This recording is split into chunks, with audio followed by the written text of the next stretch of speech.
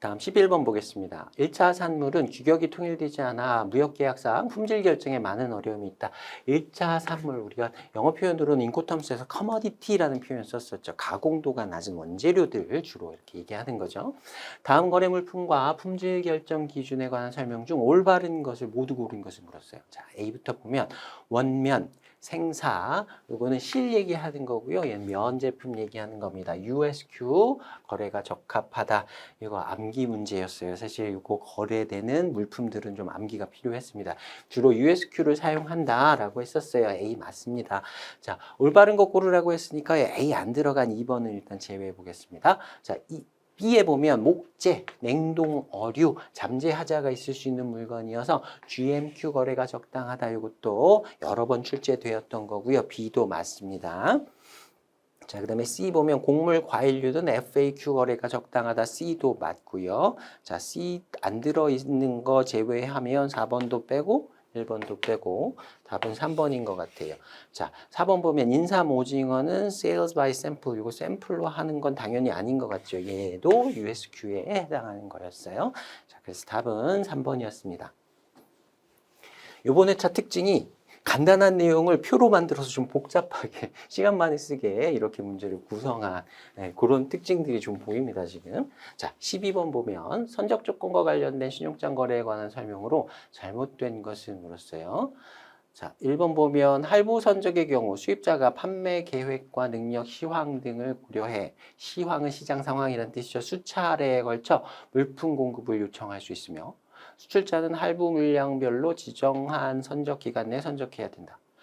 이건 오해하시면 안 돼요. 할부 선적이라고 해서 할부 선적 계약이면 내가 그때 이렇게 해갖고 매수인이 자기가 필요한 만큼만 그때 주문하면 그에 응해야 된다라는 의미는 아닌 거고요, 사실은. 이게 계약 체결 시 이미 정해 놓는 거예요. 계약 체결 시 이렇게 정해 놓으면 그에 따라서 할부 물량이 정해져 있으니까 그에 따라서 계약을 이행한다. 그때 정해진 선적 기간을 지켜야 한다라는 의미로 보셔야 될 것 같아요. 자, 2번 보면 할부 선적은 어느 할부한 부분에 대한 선적을 위반했더라도 당해 선적분을 제외한 장내 모든 할부한 부분에 대해서는 신용장을 사용할 수 있다. 자, 예를 들어서 첫 번째 거는 제대로 선적했고요. 두 번째 거까지 갔는데 세 번째 거 잘못했어요. 네 번째, 다섯 번째 잘하면 되지. 이게 된다 그랬나요? 할부 선적 신용장을 개설한 경우에는 요거 잘못했으면 당연히 해당 부분은 못 쓰는 거고 그 다음 부분까지 다 못 쓴다 그랬습니다. 한번 삐끗하면 끝이다. 자, 요거는 모든 신용장을 따로따로 이렇게 할부분별로 개설하는 경우에는 해당이 되는 게 아니고요. 할부 선적 신용장을 개설한 경우에 신용장을 여러 개로 이렇게 나눠 쓸 수 있도록 개설한 경우에 해당되는 내용이다라고 보시면 되겠고요. 자세한 설명이 조금 빠져 있고 그냥 신용장이라고 되어 있는데 할부 선적 신용장에 대한 설명이다라고 보고 문제를 푸셔야 됩니다. 그래서 당해 선적분 해당 분은 물론이고 그 이후의 것들도 그 이후 것에 대한 신용장도 사용을 할 수가 없게 된다. 자, 그 다음에 3번 보면 분할 선적은 수출자의 수출품, 생산력, 원자재의 재고 상황 등을 고려해 사용될 수 있으며 계약 물품을 여러 차례 나누어 운송한다.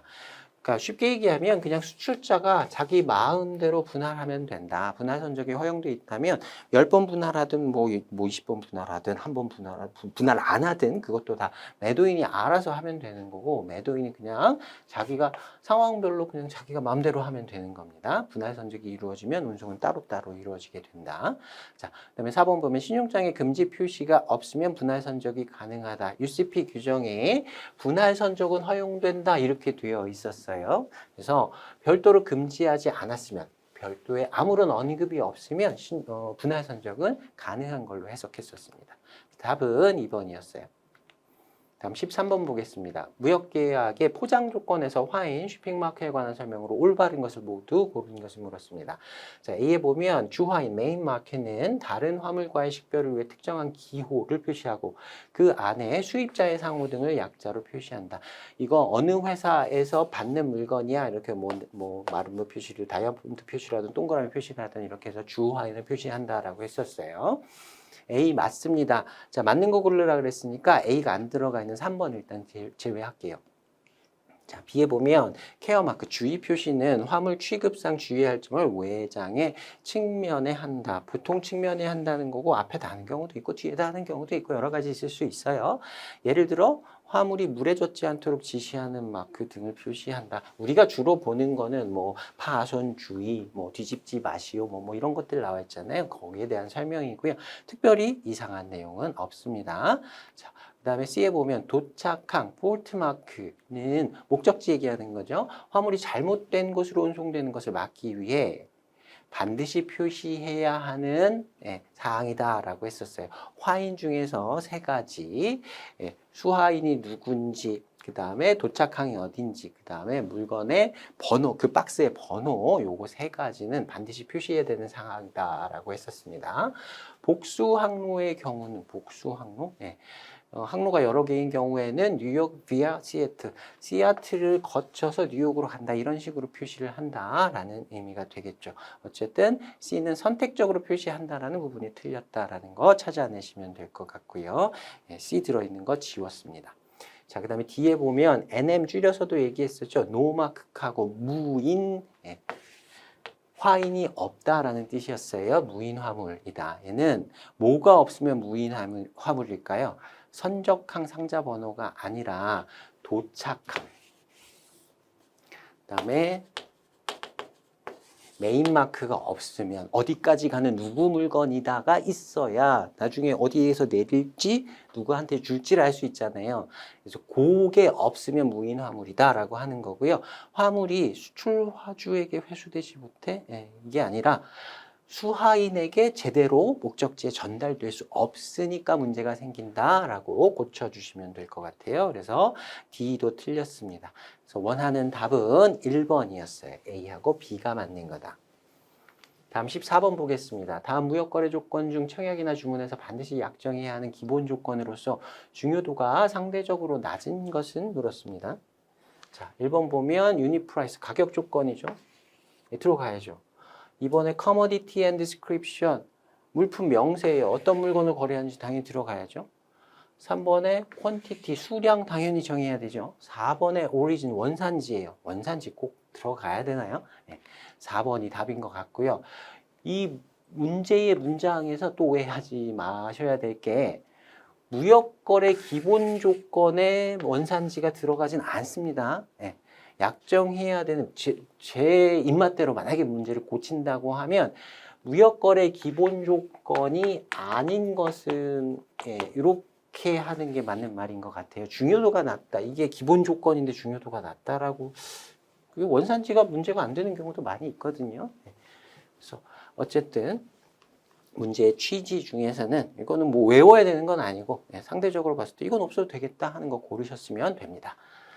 자, 그 다음에 15번 보면요. 무역계약상 주요 조건의 약정과 해석 등에 관한 설명으로 잘못된 것을 물었습니다.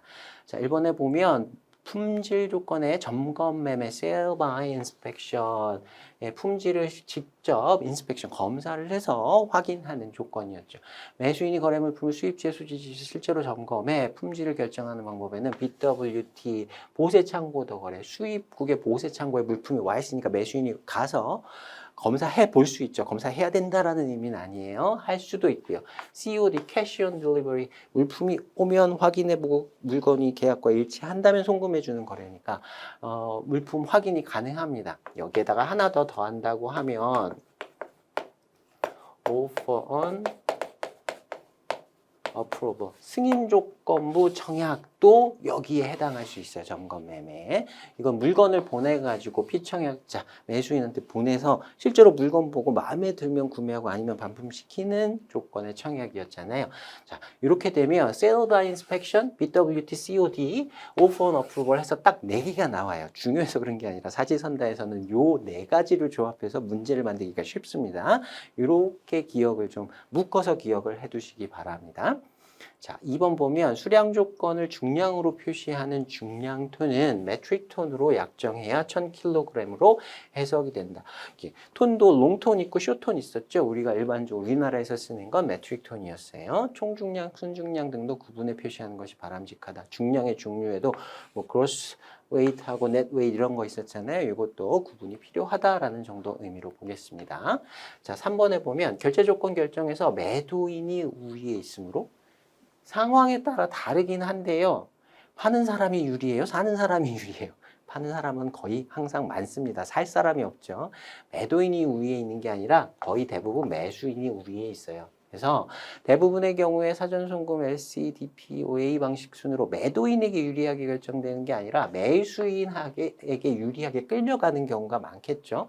OA 안 해주면 난 거래 안 할 거야. 네, 이런 식으로 갈 수 있다라는 거예요. 그래서 뒷부분이 다 틀렸습니다. 일반적으로는 상황마다 다를 수는 있어요. 상황마다 다를 수는 있는데 보통은 매수인이 우위에 있다. 그래서 매수인에게 유리한 조건으로 약정하게 되는 것이 일반적이다라고 얘기해야 됩니다.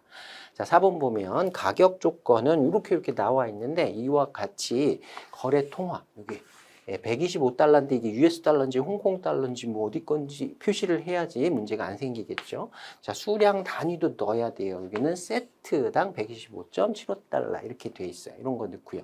무역 거래 조건. 어떤 조건인데 FCA 조건으로 이 가격이야 라고 집어넣는 거고요. 비용의 분기점. 비용의 분기점을 여기서 따로 쓰진 않았는데 여기서 유추할 수 있겠죠. 그다음에 인코텀스 버전 같은 것들을 넣는 것이 정확하겠다. 보통 이제 안 넣긴 하지만 뭐 틀린 말은 전혀 없었습니다. 자, 그래서 답은 3번이었습니다. 자, 여기까지 해서 이번 회차 마무리하겠습니다. 수고 많으셨습니다.